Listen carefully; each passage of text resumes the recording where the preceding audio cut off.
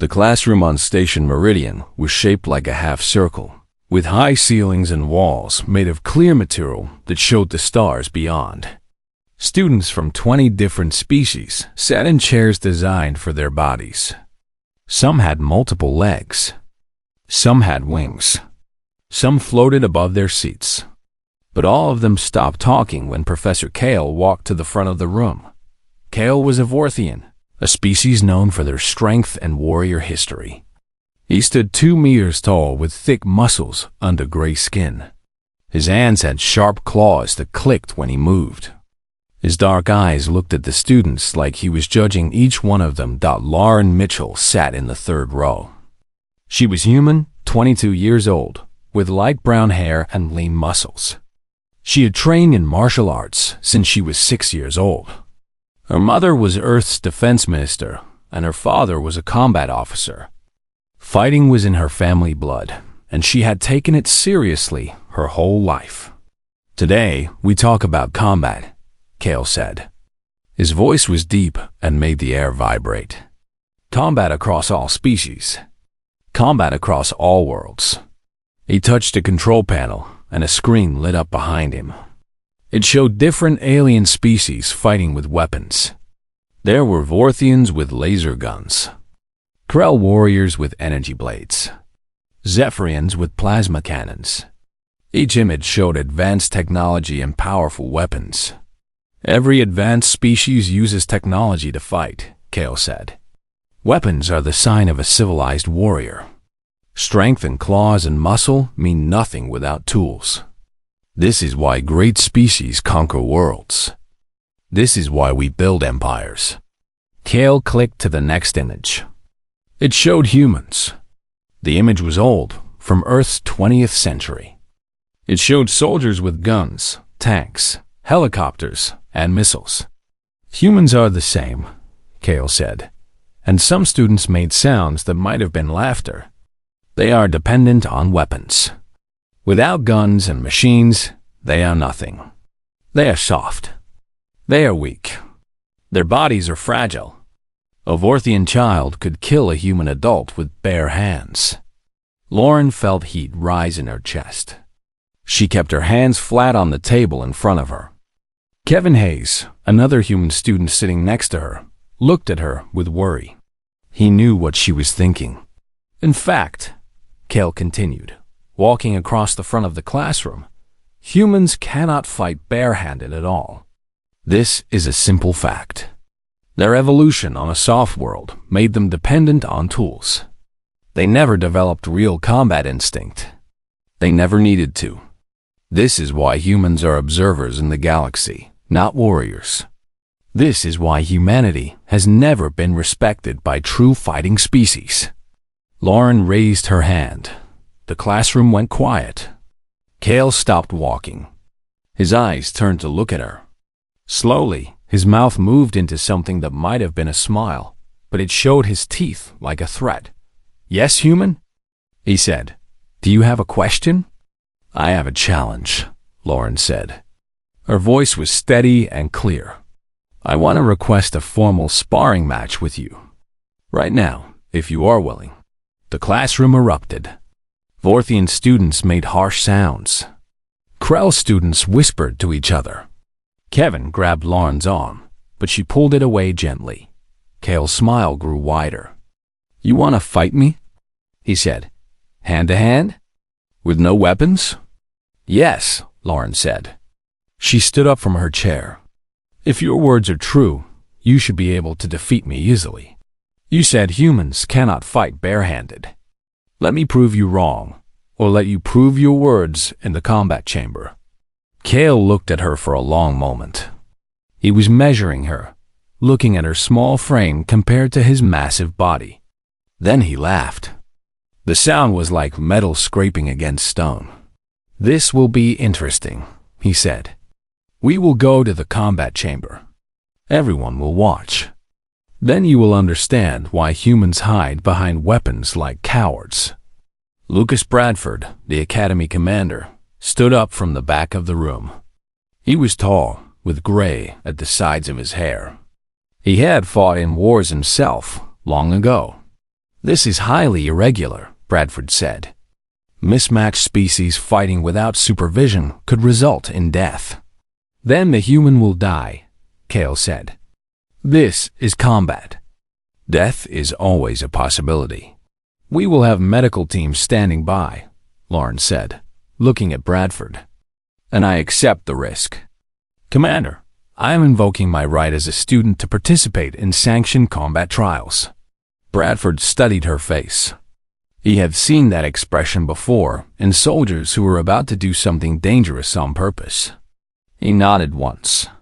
The match will be in 2 hours, he said. Full medical supervision. Combat Chamber 7.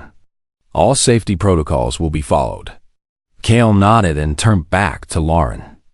I will break one of your bones, he said. Just one, so you remember this lesson. Humans do not fight warriors like me. Lauren did not look away from his eyes. We will see, she said, simply. The words spread across Station Meridian like a signal wave. A human challenging a Vorthian professor in formal combat. The betting markets opened within minutes. Aliens from hundreds of species made wagers. The odds were 300 to 1 against the human. Some betting groups would not even accept human bets because the odds were so obviously wrong. In the preparation room, Lauren changed into combat clothing. It was simple and light, allowing full movement. Kevin waited with her. He was worried. You know you could die, he said. I know, Lauren said. But if I do not do this, Kale wins without fighting. His words win. Human reputation loses. What if his words are correct? Kevin asked quietly. Lauren smiled. It was a real smile, not a nervous one. They are not, she said. I have trained my whole life. My mother fights. My father fights. Humans have been fighting since before we had written language. We are not soft. We are not weak. She stood up and looked at her reflection in the mirror. Her muscles were tight. Her breathing was controlled. She was ready. Today, she said to herself, I prove what Kale does not understand. Today, I prove what humans really are. The walk to the combat chamber took 5 minutes. By the time she arrived, over 500 spectators had already gathered in the viewing area. The chamber itself was a large circular space with soft floor material to prevent injury from falls. Medical teams stood at all 4 stations around the edges.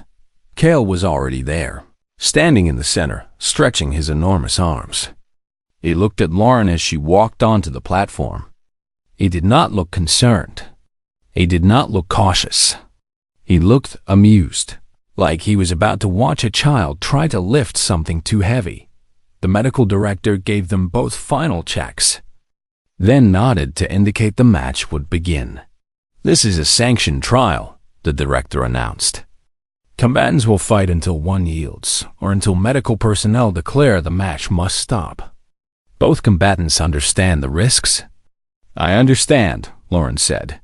I understand, Kale said, still smiling that dangerous smile. Combat begins in 3, 2, 1. Now, the director said. Kale charged forward immediately, moving faster than something so large should be able to move. His claws were ready. His arms were ready to crush or tear. He had killed in real wars. He had fought battles. He had never lost a fight in his life. Lauren sidestepped his first charge. He was fast, but she was faster. She was smaller, but that was her advantage. She began to circle him, waiting, watching, learning how he moved and where his weaknesses would be. The crowd watched in silence. The real test was about to begin. The second day of preparation was harder than Lauren expected. Her muscles ached from the training session. She had run for 2 hours, practiced every technique she knew, and pushed her body to its limits. Now she sat in the medical bay while a doctor examined her shoulder. No injuries, the doctor said. The doctor was Kelthian, with 4 eyes and thin gray skin. Your body is efficient. Good endurance. flexible joints. Why are you fighting a Vorthian? Because he said I could not, Lauren said simply. The doctor made a sound that might have been laughter or might have been concern. That is human logic, the doctor said. Always proving things. Always fighting for honor. The Vorthians fight for victory. They fight to win. They do not understand fighting for principle. Maybe that is why humans will win today, Lauren said. The news about the match had spread across the entire station. The main communication channels were discussing it. Humans on Earth had heard about it. Hundreds of species across multiple worlds knew that a young human woman had challenged a Vorthian warrior. News networks were creating special broadcasts. Academic experts were being interviewed about human physiology and combat capability. In the academy cafeteria, the talk was about nothing else. Tables of Vorthian students laughed and talked about how quickly the match would end. They were making jokes about the human who wanted to die. Other species were more respectful. The Zephyrians, who valued courage, nodded when they heard what Lauren had done. The Krell, who respected combat skill, said nothing but watched the interview footage of her training. Kevin sat with Lauren at lunch. She ate normally, not thinking about the match that was coming in less than 20 hours. I have been reading about human combat history, Kevin said. Did you know that in ancient Earth times, humans fought other humans barehanded? No weapons. Just training and skill and knowledge of how to use their bodies? That is why I am confident, Lauren said. Every human learns this in school. Martial arts come from thousands of years of humans fighting each other and learning what works. Wrestling, boxing, judo, karate. These are not new things. These are old things that humans have perfected. But Kale has been in real wars, Kevin said. He has killed beings much larger and stronger than you. He's not learning combat theory. He is using survival instinct. Survival instinct is not enough, Lauren said. She looked at Kevin with certain eyes. Survival instinct works when you do not understand your opponent. Kale looks at me and sees a weak thing. That is his mistake. I look at him and see patterns in how he moves. I see where his strength creates slowness. I see where his size creates vulnerability. Kevin wanted to believe her, but doubt still sat in his mind. The day before the match, Commander Bradford requested a meeting with Lauren. He was in his office, looking out at the stars beyond the station. When she walked in, he turned to face her. I reviewed your medical history, he said. You have broken bones 3 times. Dislocated shoulder twice. You have been to medical facilities more than any other human on this station. I have trained hard, Lauren said. Martial artists get injured when they push their bodies to learn. I also reviewed Kale's medical history, Bradford continued. He has never been seriously injured. His wounds heal faster than humans. His bones are denser. His muscles are stronger. On every physical measure, he is superior. Lauren did not respond. She waited. But I also reviewed something else, Bradford said. He touched a control, and a video appeared on his screen. It showed Lauren fighting against a large Krell training robot. The robot was programmed to fight like a Vorthian with strength and speed. Lauren fought it for 6 minutes. She was exhausted. She was bleeding from a cut on her forehead. But she moved with precision and intelligence. Every movement was calculated. Every technique had purpose. Finally, she disabled the robot by targeting a specific joint. When it was over, she collapsed to the floor.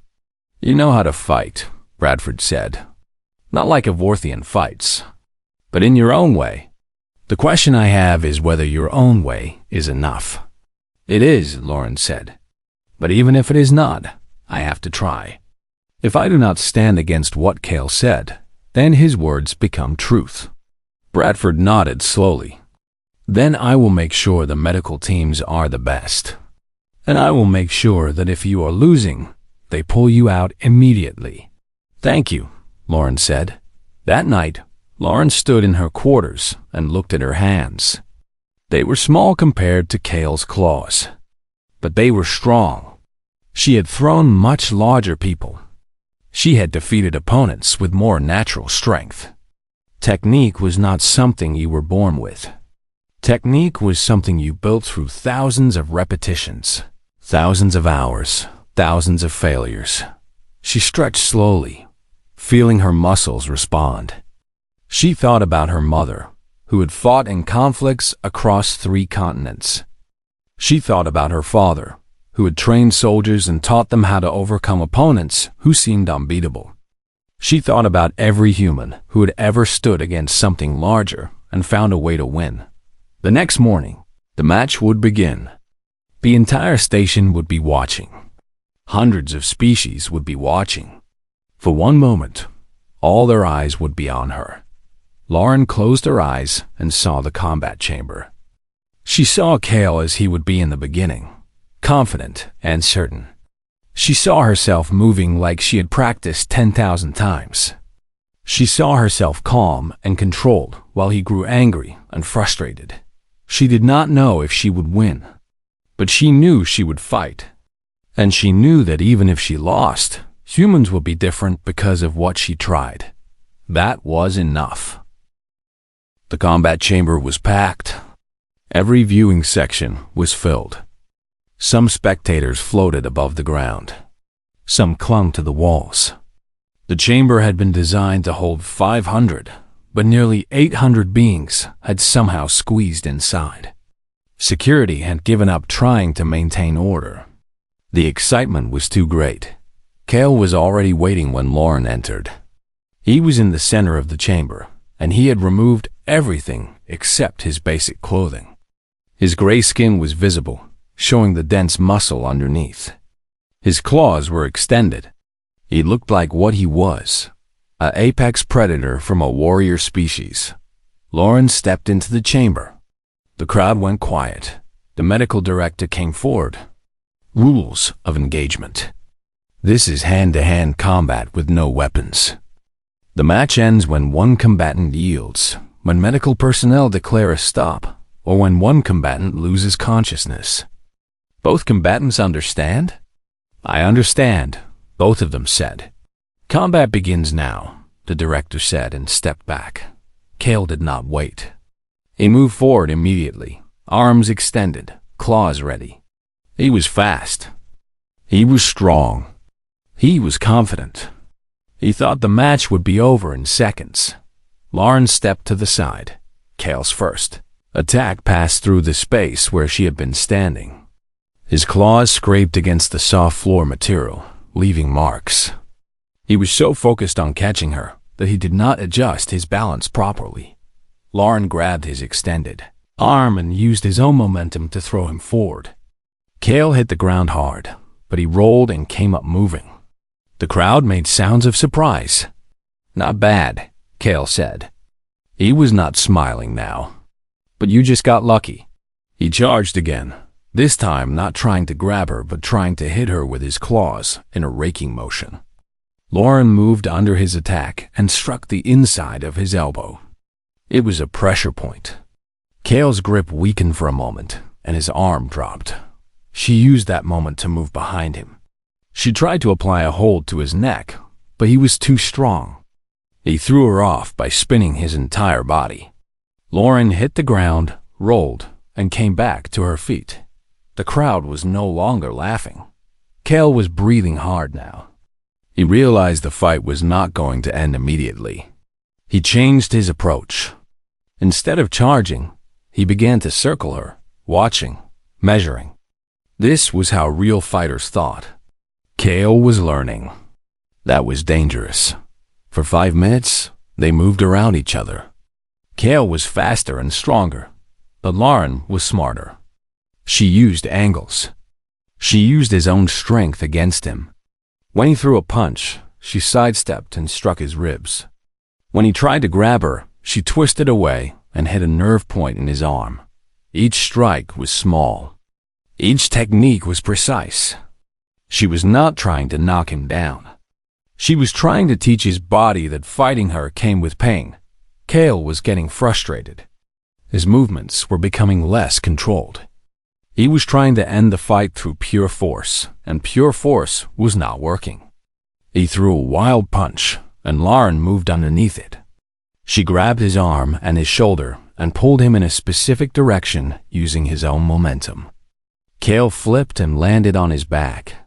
The sound from the crowd was loud now. Some beings were excited. Some could not believe what they were seeing. Kale stood up slowly. His chest was moving fast. He was tired. Humans had better endurance than Vorthians. They could maintain effort longer. Their cooling systems were more efficient. Kale had been taught this fact in academy, but he had never believed it mattered. Now it was mattering. "You fight with cowardice," Kale said. His voice was angry. Moving away, running. A true warrior stands and fights. "A true warrior wins," Lauren said. She was breathing hard but controlled. "I am winning," Kale roared. He came at her with no strategy, just rage and strength. Lauren moved to the side, and he hit the wall. The impact was hard enough to crack the material. Lauren was on him before he could recover. She grabbed his arm and his leg and threw him again. Kale hit the ground, and this time he stayed down for a moment. When he got up, something had changed in his eyes. He was not playing anymore. He had realized that he might actually lose this fight. Kale came at her again, but this time with more control. He mixed power with technique. He was using everything he knew. But everything he knew was designed to fight other Vorthians or other species with similar physical capabilities. Lauren was different. She was smaller. She was faster. She understood joint locks and pressure points that Vorthian anatomy made vulnerable. They fought for another 10 minutes. The crowd was loud now, but Lauren barely heard it. She was completely in the moment. She was watching Kale's body, reading every movement, predicting what he would do before he did it. This was what training did. Training gave your body memory. Training made technique automatic. Kale tried to grab her head, and she ducked under his arms. She grabbed his wrist and twisted it in a specific way. Kale's hand opened involuntarily. That was not something he was doing. That was basic nerve response. His body did what her technique forced it to do. She applied more pressure, moving into a position where he could not escape. His arm was locked. His body was positioned so that any movement would increase the pain. He had two choices: yield or have his arm broken. Kale breathed hard. His pride fought against the reality of the moment. "I yield," he said finally. The crowd erupted in chaos. Lauren helped Kale to his feet. His arm was shaking, and his breathing was still heavy, but he was not seriously injured. She kept her hand on his shoulder as they stood together. In the center of the chamber, the medical director came forward and declared the match complete. Lauren Mitchell had won. Human had defeated Vorthin. The crowd made sounds. Some were celebratory. Some were confused. Some were shocked. Nobody had expected this outcome. Nobody had predicted that a small human would beat a large Vorthian in hand-to-hand combat. Kevin was on his feet, cheering. Other human students were doing the same. But more interesting were the reactions from other species. The Krell, who respected combat, were nodding in acknowledgement. The Zephyrians were making sounds of honor. Even some Vorthian students were looking at each other with new understanding. As Lauren walked out of the combat chamber, she moved slowly. Her body hurt. She had several bruises. Her shoulder was painful. But she was smiling. The medical team wanted to keep her overnight, but she refused. She went back to her quarters and sat alone, thinking about what had just happened. The recording of the match was spreading across the station. It was being uploaded to the larger communication network. Within hours, all of Earth would see it. Within days, every world in the galactic community would know that a human had defeated a Vorthian warrior. But the match itself was not the most important thing. The match was just the beginning. Commander Bradford called an emergency meeting with the station council. The council consisted of representatives from 17 different species. They met in a secure chamber in the center of the station. The human student's victory raises important questions, Bradford said. We have based our understanding of human capability on limited information. The match today suggests our understanding is incorrect. One human defeated one Vorthian, a Krell representative said. This does not mean humans are strong. It means we should study them more carefully, a Zephyrian said. We have been underestimating them. I have been analyzing Earth's history, an alien scientist said. The aliens were known for their research ability. I have made a discovery that is very interesting. Humans evolved on a planet called Earth, with gravity 30% higher than most habitable worlds. Earth also has an atmosphere with less oxygen density. Despite this, or perhaps because of this, humans are physically superior to what we believed. The alien displayed data on the council screen. It showed information about Earth's environment. It showed comparisons between human physiology and other species. It showed survival records, historical data, and biological information. Furthermore, the alien continued, humans have a history of warfare and combat spanning tens of thousands of years. They have developed hundreds of different fighting systems. They have fought each other and other species. They have learned through constant conflict how to overcome opponents who appear to be stronger. Are you saying humans are a warrior species? A Kelthian asked. I am saying humans are more than we believed, the alien said.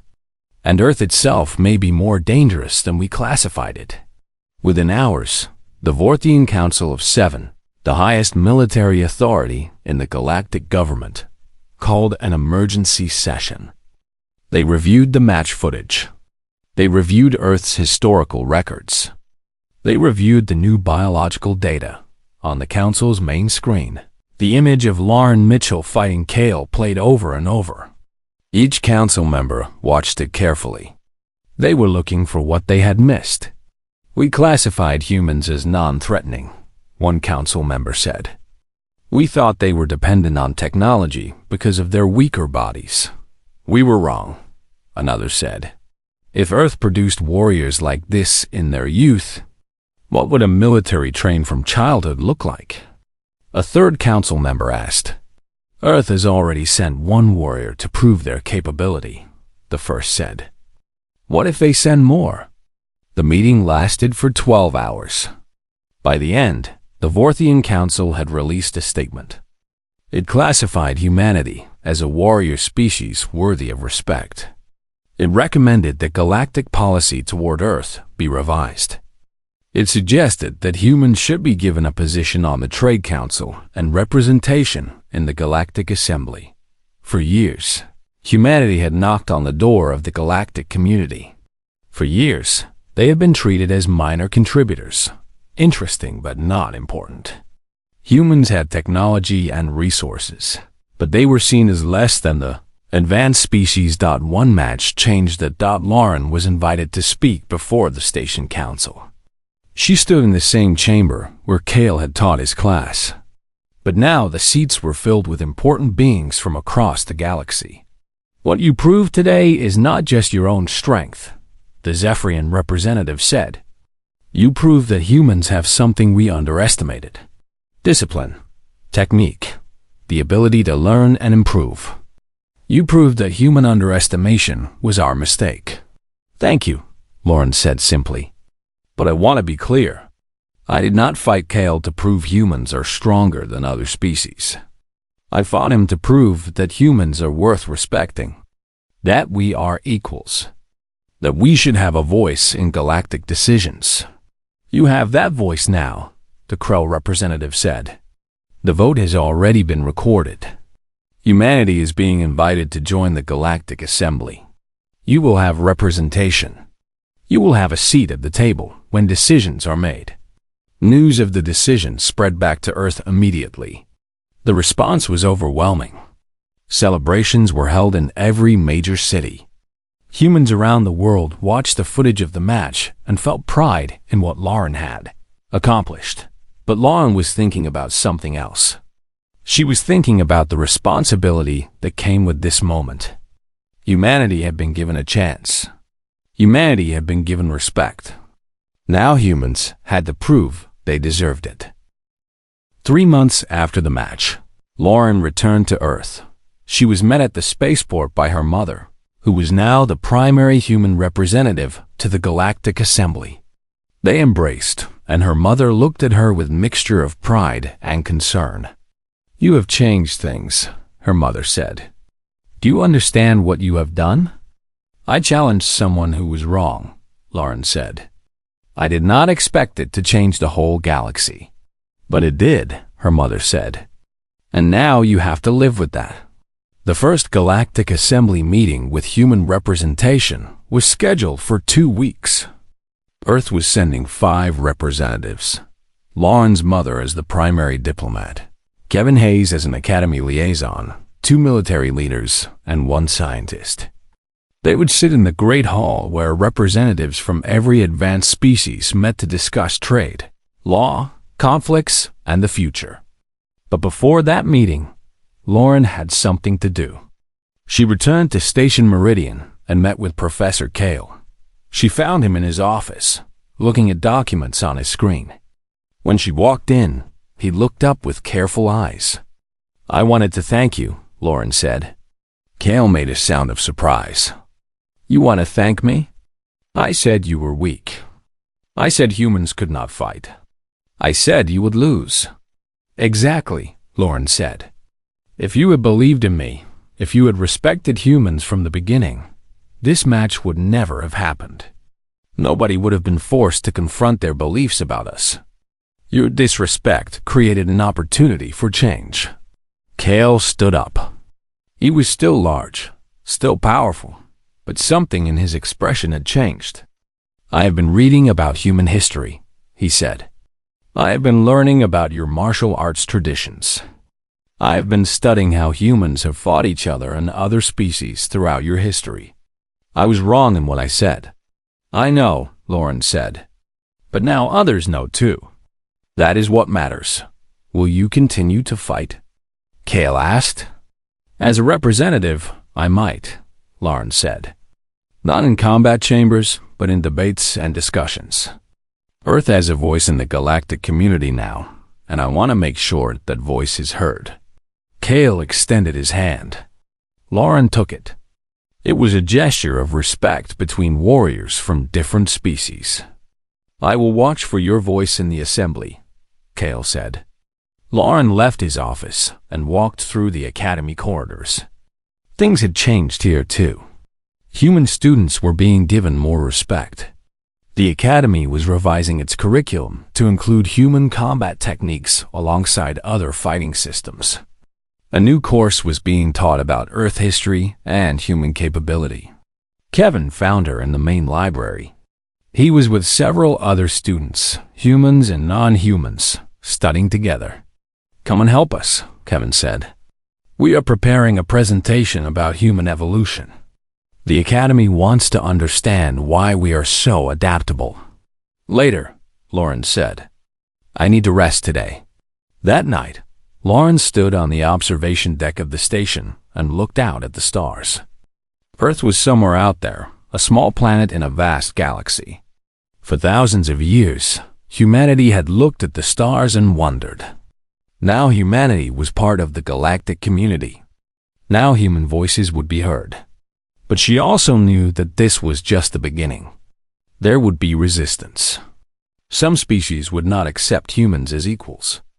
Some would try to maintain the old system where Earth was a minor player. There would be conflicts and disagreements. But Lauren had proven something important. Humans could stand against odds that seemed impossible and find a way to win. Humans had intelligence, technique, discipline, and a will to survive that ran deep in their species' DNA. The Galactic Assembly met a week later. Lauren watched from the human delegation area as representatives from every advanced species took their places. The hall was enormous, with seats arranged in a great circle. Each species had a section. As Lauren's mother walked to the human section and took her seat, hundreds of eyes turned to watch. Humans had arrived.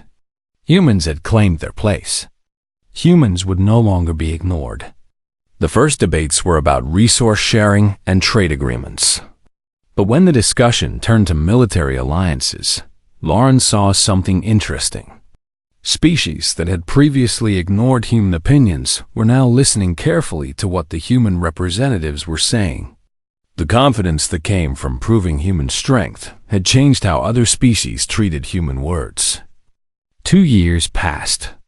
Lauren graduated from the academy and became an official liaison officer between the Galactic Assembly and Earth's government.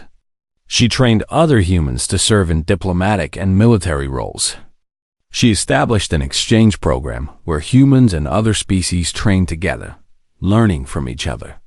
The match with Kale became famous. It was taught in military academies across the galaxy as an example of how technique and intelligence could overcome raw power. Human martial arts became a subject of serious study. Species that had never considered fighting barehanded now recognized it as a valuable skill. But the most important change was not in combat training or military strength. The most important change was in how humans were perceived. They were no longer seen as interesting but weak. They were seen as equals. They were seen as having something valuable to offer the galactic community. Earth itself became more important. The planet's harsh environment, which had once been seen as a disadvantage, was now understood as a source of strength. Humans had evolved on a difficult world, and that difficulty had made them strong.